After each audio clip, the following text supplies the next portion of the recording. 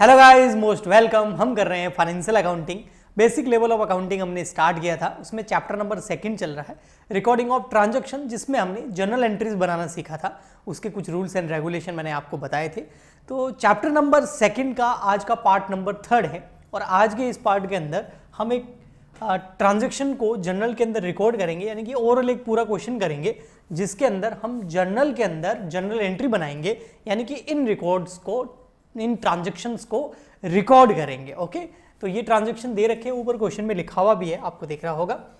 क्या लिखा हुआ है? Generalized the following transaction. Generalized का मतलब जर्नल के अंदर एंट्री बनाना। तो पहले तो हमें जर्नल का फॉर्मेट बनाना पड़ेगा। तो चलिए यहां पर बना देते हैं जर्नल का फॉर्मेट। ठीक है, जर्नल का फॉर्मेट मैंने आपको लास्ट लेक्चर के अंदर बताया भी था। बिल्कुल सिंपल होता है। एक डेबिट का कॉलम होता है, एक क्रेडिट का कॉलम होता है, उसके पास में एक LF होता है। LF का मतलब लेजर फोलियो, यानी कि जब हम इस जर्नल एंट्री को आगे नेक्स्ट चैप्टर के अंदर जब लेजर के अंदर पोस्ट करेंगे तो वहां पर ये नंबर काम आता है।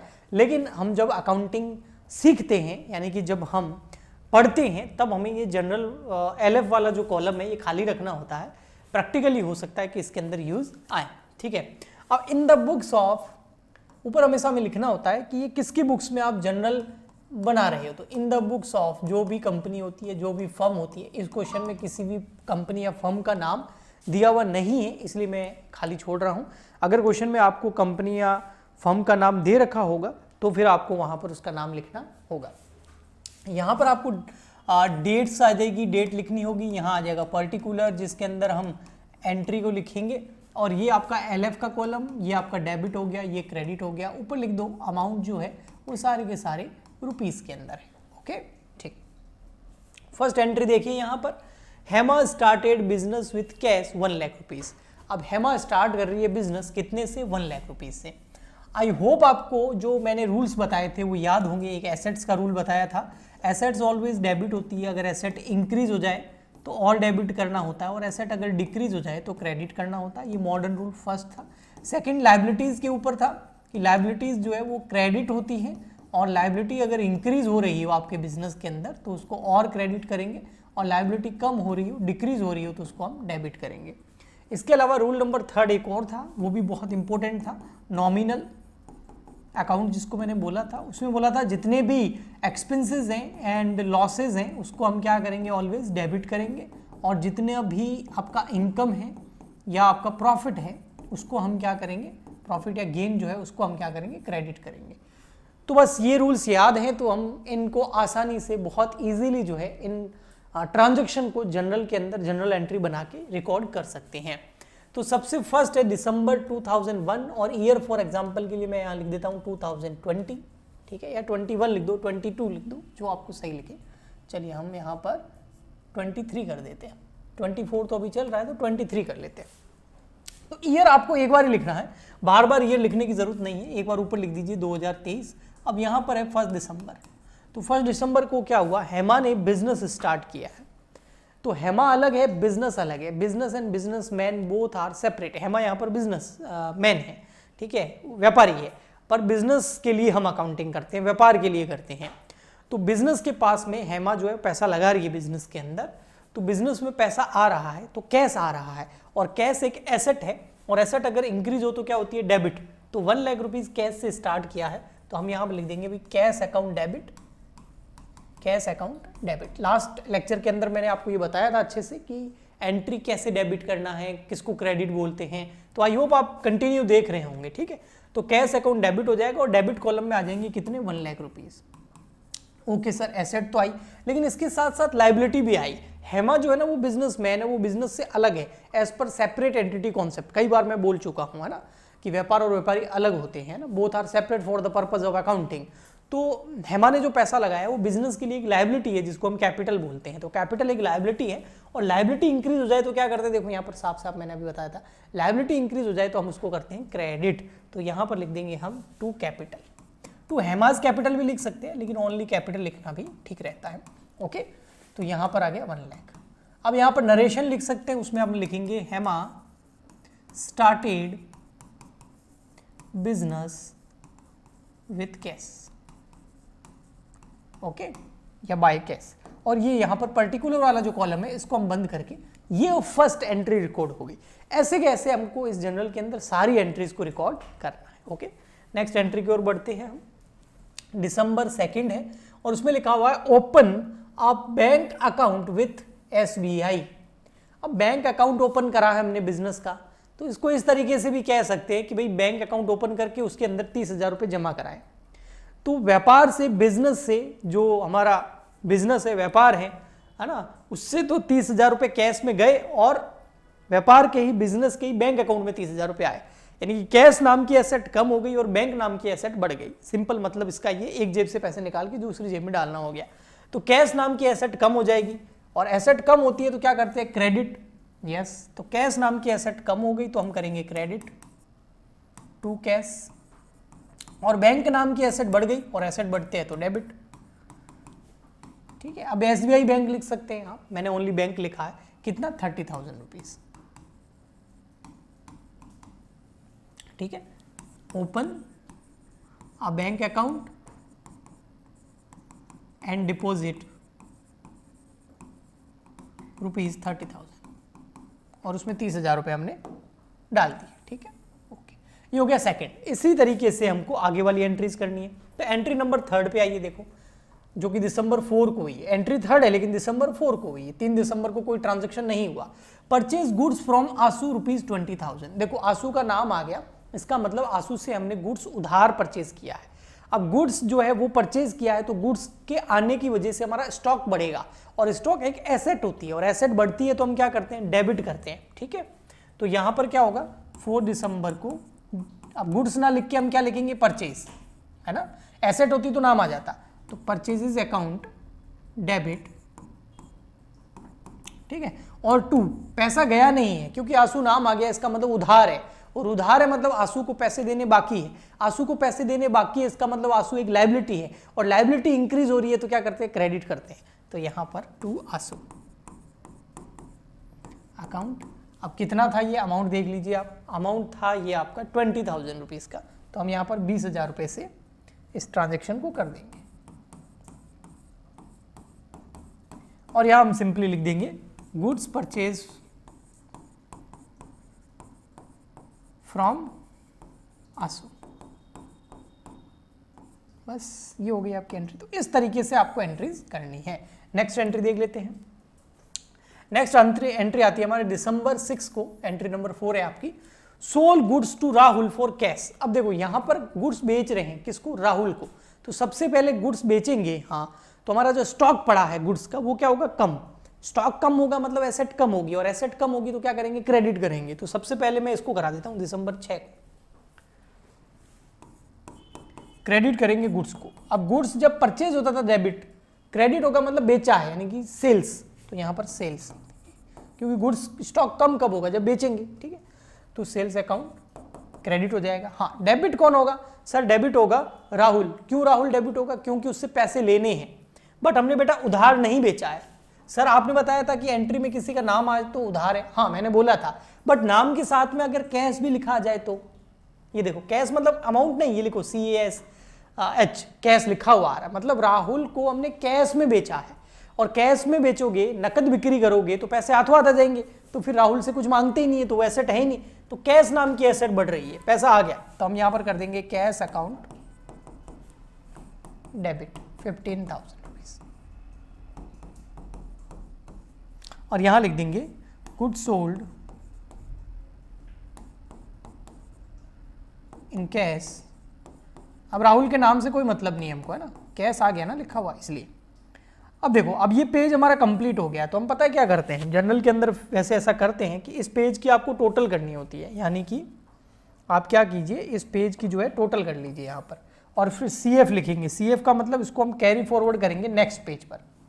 तो अब टोटल करके देख लीजिए, 30 और 20 हो गए 50, और 50 और 15 हो गए 65, 1,65,000। दोनों साइड की टोटल इक्वल आनी चाहिए, 165, 165। अब नेक्स्ट पेज पे जब हम इसको कंटिन्यू करेंगे तो 165 से कंटिन्यू करेंगे, देखो बताता हूँ कैसे। तो यहाँ पर हम जनरल का फॉर्मेट बनाएंगे। अब डेट पर्टिकुलर वगैरह आपको सब वापस लिखने की जरूरत नहीं है, ठीक है, ओनली कॉलम बनाने हैं आपको। ये LF का हो गया, यहाँ हो जाएगा आपका डेबिट और क्रेडिट, सॉरी डेट, ये पर्टिकुलर। ठीक है जी, बहुत सिंपल है ये ना, थोड़ी सी प्रैक्टिस करते बहुत अच्छे से समझ में आने लग जाता है।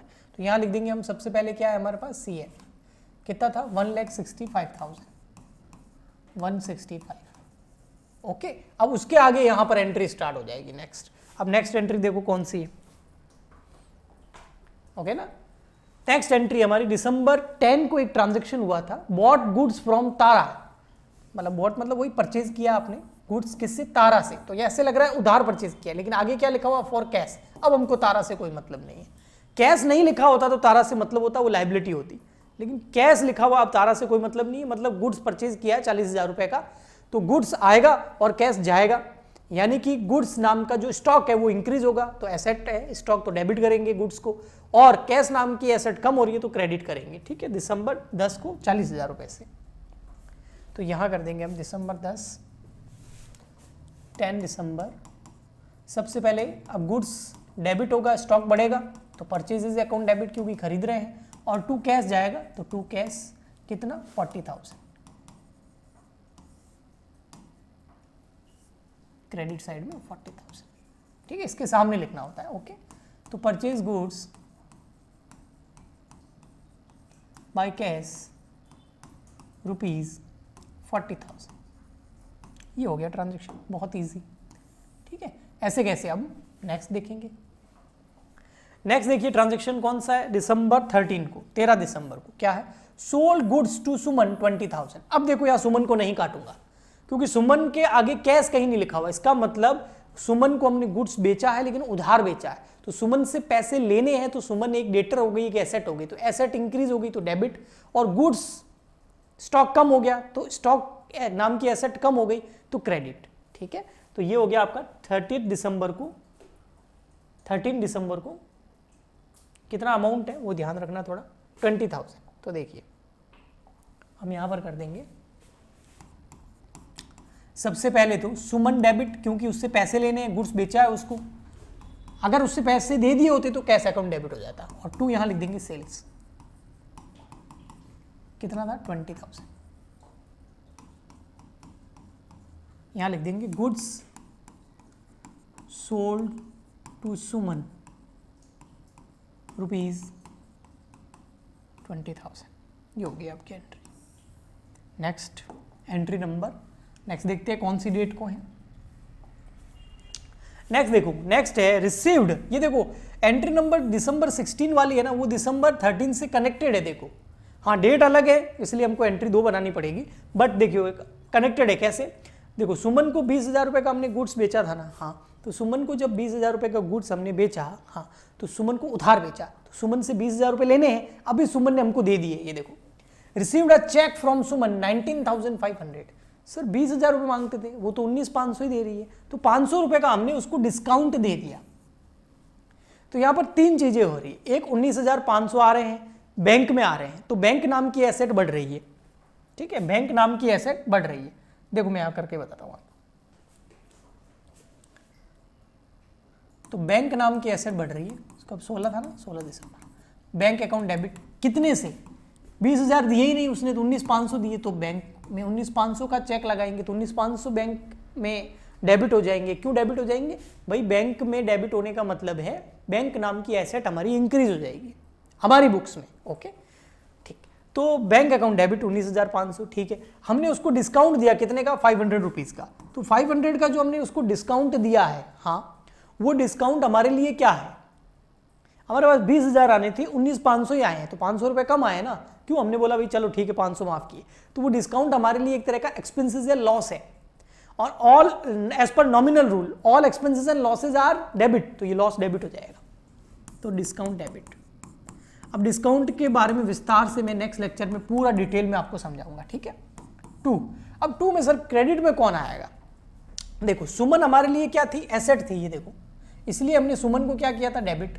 अब उसका पूरा सेटलमेंट हो गया, तो क्या अभी भी सुमन से हम पैसे मांगते हैं, नहीं, तो अब वो सुमन नाम की जो एसेट है, जो डेटर है, जो डेबिट पड़े हैं, अब उसको अगर हम खत्म करेंगे, कम करेंगे, तो क्या करना पड़ेगा, एसेट को कम करना हो तो क्रेडिट, तो सुमन का अकाउंट क्लोज हो जाएगा और सुमन को हम क्रेडिट कर देंगे।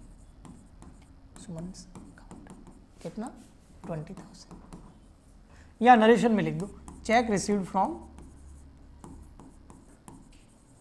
सुमन रुपीज 19,500 एंड डिस्काउंट अलाउड 500, बस। नेक्स्ट है दिसंबर 20 को।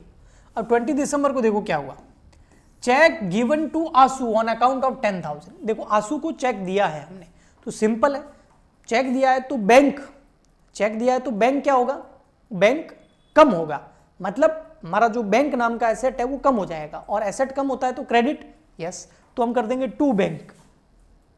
देखना समझना है इसको, टू बैंक, तो हम क्या करेंगे टू बैंक। क्यों? क्योंकि हमने चेक दिया है तो हमारे बैंक से पैसे कटेंगे, तो बैंक नाम की एसेट कम हो गई, तो टू बैंक 10,000, यस। अब किसको दिया हमने, आसू को दिया। आसू को क्यों दिया है वो देखना पड़ेगा। ये देखो चेक गिवन टू आसू, क्योंकि आसू से हमने गुड्स परचेज किया था, ये देखो 4 दिसंबर को परचेज किया था, ये देखो ये परचेज गुड्स फ्रॉम आसू कितना 20,000 रुपीज का, 20,000 का गुड्स परचेज किया था आसू से, तो गुड्स लेके आ गए थे लेकिन आसू को पैसे नहीं दिए थे, उसमें से 10,000 अभी दे रहे हैं, 10 बाद में देंगे।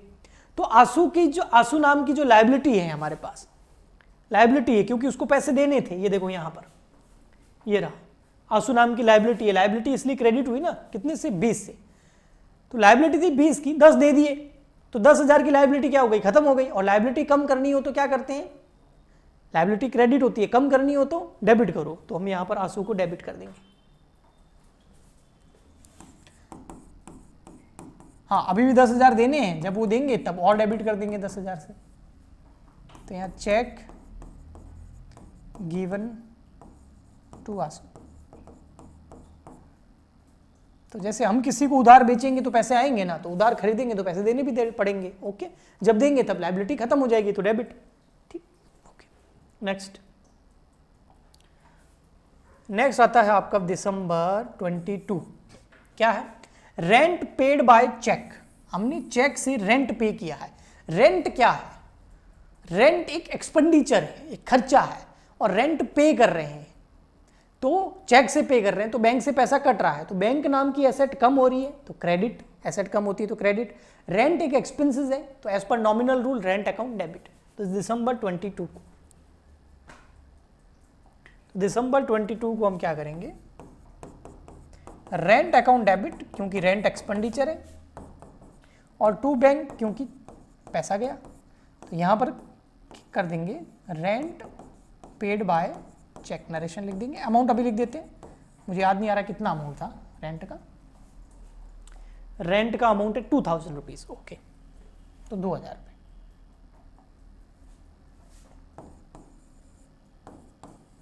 अब वापस से यहां पर आपको अगले कॉलम पे जाना है, क्योंकि आपका पेज कंप्लीट हो गया है, पेज पे काफी एंट्री हो गई है, तो आपको वापस यहां पर टोटल करनी होगी, और उसका नाम क्या देना होगा, CF।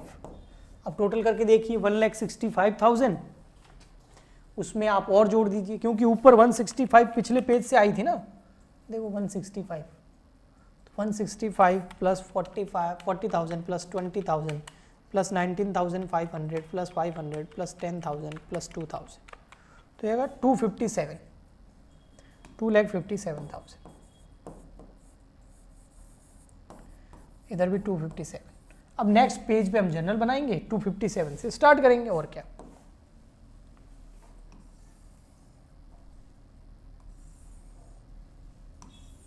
अभी कर देते हैं। तो स्टार्टिंग किससे होगी, 257 से, पिछले पेज की टोटल, ठीक है। उसके बाद नेक्स्ट एंट्री देख लेते हैं। हाँ जी, नेक्स्ट एंट्री देखना, नेक्स्ट है दिसंबर 23 को, क्या, डिपॉजिटेड इनटू बैंक, बैंक में पैसा जमा कराया, तो कैश कम हो गया और बैंक बढ़ गया, कितना, 16,000।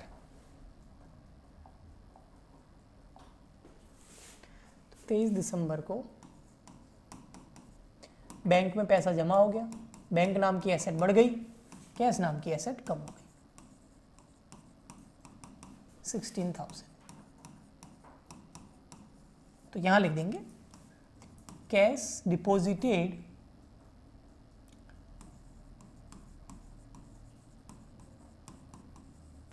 इनटू बैंक, ओके, ये प्रेजेंटेशन बहुत इंपॉर्टेंट है ना, इसके मार्क्स मिलते हैं। नरेशन नहीं लिखोगे तो मार्क्स नहीं मिलेंगे। हाँ, अगर क्वेश्चन में लिखा हुआ हो कि नरेशन नहीं लिखनी है तो बात अलग है, अदरवाइज आपको नरेशन लिखनी पड़ेगी। अगर क्वेश्चन में लिख दे नरेशन नॉट रिक्वायर्ड तो फिर नहीं लिखेंगे, अदरवाइज वो लाइन लिखनी पड़ेगी हमको। फिर है मशीनरी परचेज फ्रॉम परिज्ञा 10,000 रुपीज। अब यहाँ पर भी परिज्ञा हमारे काम का है, क्यों? क्योंकि कहीं भी कैश नहीं लिखा हुआ है। तो मशीन नाम की एसेट आ गई, तो मशीन नाम की एसेट आ गई, यानी कि एसेट इंक्रीज हो गई, तो मशीन अकाउंट डेबिट, और परिज्ञा नाम की लायबिलिटी क्रेडिट हो जाएगी, क्योंकि अभी पैसे देने बाकी हैं। तो लायबिलिटी जनरेट हो गई, लायबिलिटी इंक्रीज हो गई, तो क्रेडिट। ठीक है, तो दिसंबर 25 को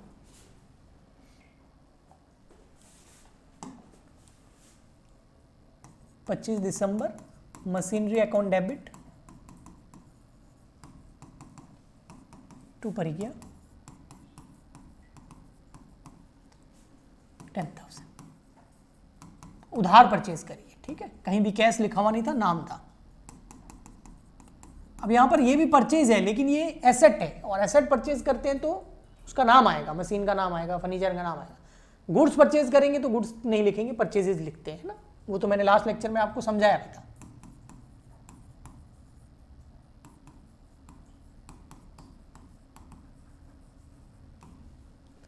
ठीक, नेक्स्ट है आपका दिसंबर 26। क्या है? Trade expense. Trade expense 2,000 rupees. अब 2,000 रुपीज ट्रेड एक्सपेंस मतलब ट्रेड एक्सपेंस पे कर दिए, कितने? 2,000 रुपए के 26 दिसंबर को। अब जो ये एक्सपेंसेस है, as per nominal rule all expenses are debit, तो ट्रेड एक्सपेंस डेबिट। कुछ नहीं बोला हुआ है तो हम कैसे देंगे? कैश देंगे, तो कैश नाम की एसेट क्या हो जाएगी? कम हो जाएगी।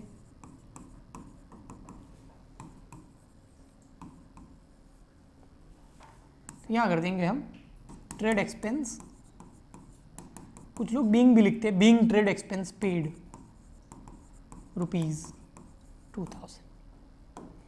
आई होप आपको अच्छे से समझ में आ रहा होगा ना। प्लीज़ लाइक करें, शेयर करें, सब्सक्राइब करें, कमेंट करें, सपोर्ट करें, ताकि इसी तरीके के लेक्चर आपके लिए लाते रहें।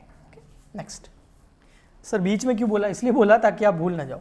दिसंबर 28 चेक इशू टू परिज्ञा 10,000। देखो अभी परिज्ञा से हमने मशीन खरीदी थी ना, कितने में? 10,000 में। हाँ, अभी उसको 10,000 रुपये दे दिए, और वो भी कैसे दिए? चेक से दिए। चेक से दिए यानी कि हमारे बैंक अकाउंट से पैसा कटेगा। तो 28 दिसंबर को चेक से पैसा कटेगा, तो बैंक नाम की एसेट कम हो जाएगी, तो क्रेडिट। और परिज्ञा नाम का जो हमारा लायबिलिटी था, देखो क्रेडिट है ना, अब लायबिलिटी नहीं रहा। और लायबिलिटी अगर कम हो तो डेबिट करो, लायबिलिटी बढ़े तो क्रेडिट करो, लेकिन तो लायबिलिटी खत्म कर रहे हैं, कम कर रहे हैं, तो डेबिट करो। और सही भी है ना, पैसे दे दिए, अब काई की लायबिलिटी, खत्म करो उसको। कितना? 10,000।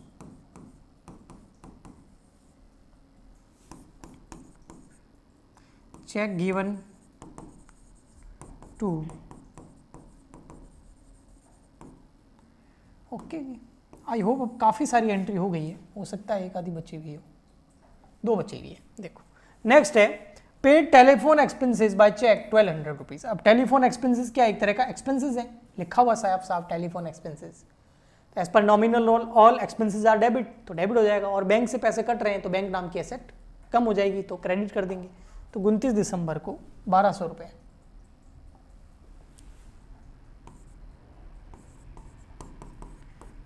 Telephone expenses account debit to bank,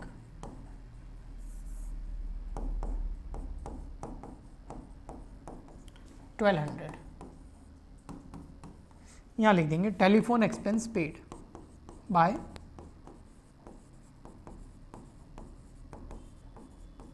check. कुछ नहीं लिखा होता ना तो कैश से पे कर देते, टू कैश हो जाता। Okay, next and last entry है इसकी, उसके बाद हम टोटल कर देंगे। वो है पेड सैलरी 4,500। देखो सैलरी भी पेड करी है हमने 4,500 रुपये की। ठीक है, तो 4,500 रुपये की सैलरी पे करिए। तो सैलरी एक तरह का हमारे लिए क्या है? एक्सपेंडिचर है।